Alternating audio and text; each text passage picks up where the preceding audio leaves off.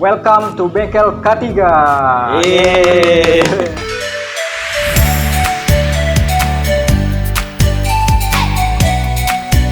Di video perdana kali ini ada segmen yang namanya lo tanya, gue jawab. Lo tanya, gue jawab. Di samping gue nih udah ada salah satu instruktur yang berpengalaman di bidang K3. Manggilnya siapa nih bang? Bang, kakak, mas atau apa nih biar lebih enak sama teman-teman manggilnya?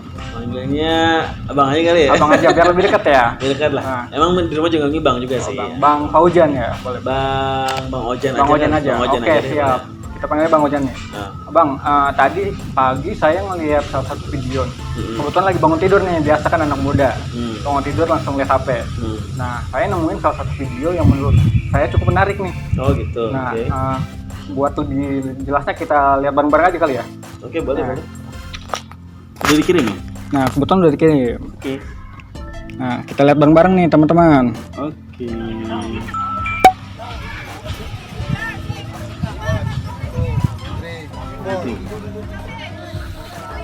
Iya.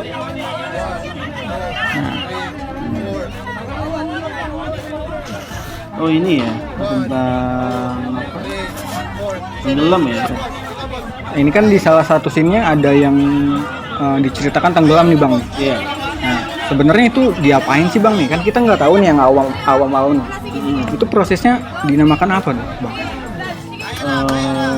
Kita lihat dulu coba. Saya juga baru lihat nih bang. Kita lihat dulu videonya ya. Ini kayak di negara kita bukan? Kalau lihat dari bahasanya sih kemungkinan dari daerah kita nih bang. Oh dari kita ya? Iya dari bahasanya sih. Oh oke. Anak kecil ya tenggelam ya? Iya ada anak kecil yang tenggelam sih. Kayak berarti gendut ya? Oke. Ini rescue-nya nih. Nah, baju oranye nih. Ya.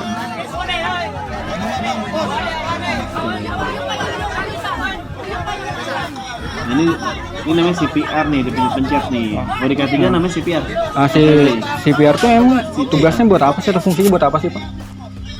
CPR itu jadi CPR itu kan bantuan ini ya, bantuan karena kondisinya tadi anak ini henti napas di jantung. Kita sebutnya henti napas di jantung Mas Febri ya. Jadi kita buat jantung itu berdetak kembali dengan bantuan dari luar. Makanya CPR atau cardiac pulmonary compression ya, resuscitation atau pijatan jantung dari luar.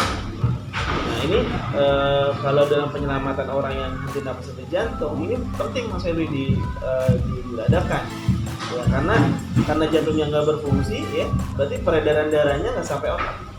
Nah kalau dia terus-menerus seperti ini itu bisa meninggal. Nah itu kan kalau kita lihat di video tadi bang ya, ada salah satu orang yang neken dadanya si anak kecil tadi itu. Nah untuk tekniknya sendiri ada teknik khusus atau memang buat dipompa aja gitu? Oke, jadi teknik yang kalau kita lihat tadi ya posisinya tapi sudah benar ya. Tinggal karena itu kan video kita nggak tahu memang video benar atau editan ya. Tapi untuk kasus tenggelam ya kita memang akan dilakukan CPR ya. Jadi karena air banyak banget yang masuk tuh ya mengganggu sistem pernapasan dan lainnya. Jadi kita lakukan CPR agar tadi tuh jantungnya dan paru-paru bisa normal kembali. Tapi pelan-pelan juga nanti keluar air kayak gitu ya. Tinggal karena mungkin tadi kalau di balai tadi ya posisinya ya. Iya, di balai ada tempat gitulah. Nah, benar itu udah benar tuh dia ditaruh di bidang yang datar gitu ya. Dan dia penekanannya tidak seperti orang dewasa ya. Dia kalau kita tahu kan kalau lihat di film-film itu kan kita membungkuk gitu ya.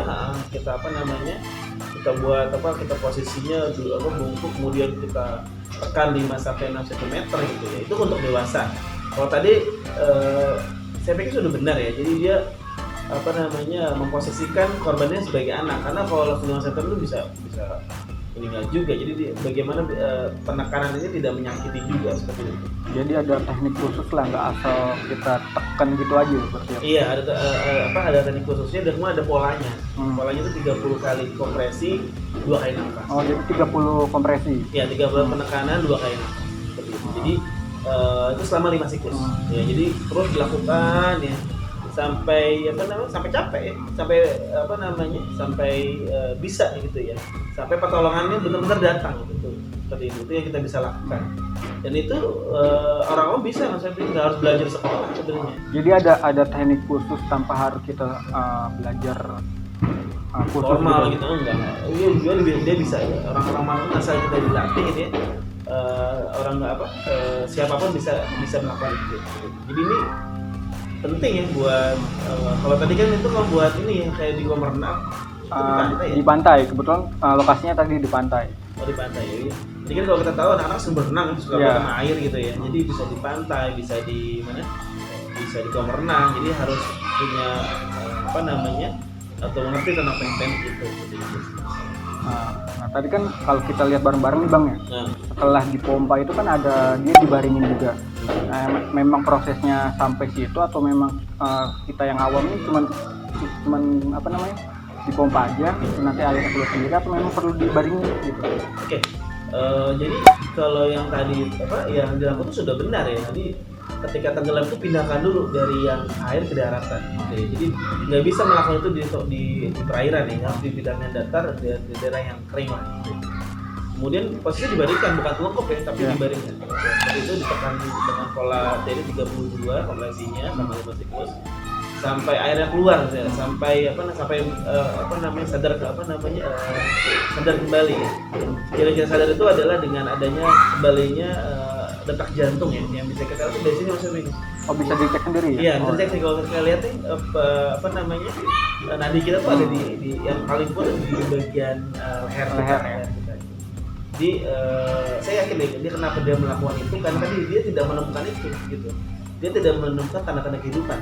Makanya dia tadi coba buat pompa. Makanya dia buat pompa, betul. Nah, itu tuh bagus banget ya buat anak itu bisa tadi hidup lagi ya. Iya, alhamdulillah hidup lagi, selamat. Keren lah ya. Iya. Ya, sepengetahuan saya yang saya literatur yang saya baca ya itu kemungkinan balik itu rendah sebenarnya, maksudnya.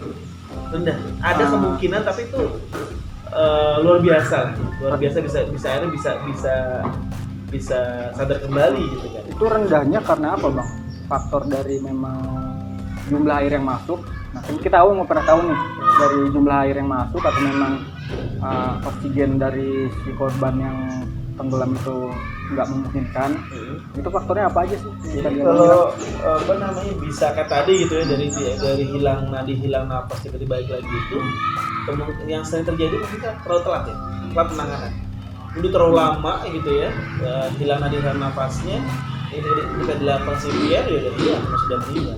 Berarti memang harus cepat banget nih. Harus cepat penanganannya. Harus cepat. Literatur tuh bilang itu paling lama tuh 6 menit. 6 menit. Paling lama 6 menit.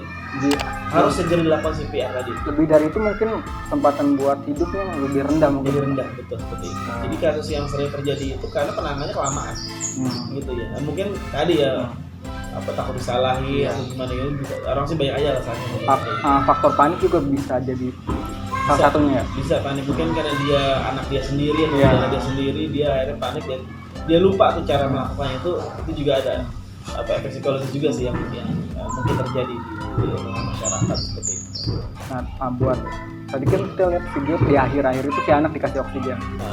Nah, mungkin nggak sih setelah kita melakukan CPR tadi itu kita nggak ada oksigen nih Bang? Nah. Oh ya, jadi kalau itu karena tadi rescue-nya datang ya. Jadi yang yang paling mungkin kan itu adanya brace position recovery position. Jadi dibandingkan sebelah pindah ke kanan gitu ya, agar dia bisa bernapas dengan mudah. Jadi bukan dibandingkan terlentang tapi dilumpuhkan ke bagian kanan. Itu seperti tidur Nabi. Tidur Rasulullah itu kita diri sebelah kanan gitu. Itu agar sirkulasinya lebih mudah. Tapi kalau ada pilihan dengan bantuan oksigen itu lebih baik ya. Ya karena biasanya kan dia masih sulit untuk bernapas, sehingga kalau ada bantuan oksigen tadi ya, oksigen botol atau can tadi itu bisa dia lebih enak untuk bernapas. Jadi proses dia recovery di pernapasan juga lebih enak ya? Lebih enak, betul lebih baik. Makanya kalau, mungkin ini juga buat teman-teman juga ya Pak yang bekerja di daerah yang tertentu, biasakan memang ada kotak P3K gitu. Jadi selain kita punya tekniknya, juga perlengkapan P3K-nya juga diadain teman-teman ya gitu. Jadi jangan sampai kosong gitu ya.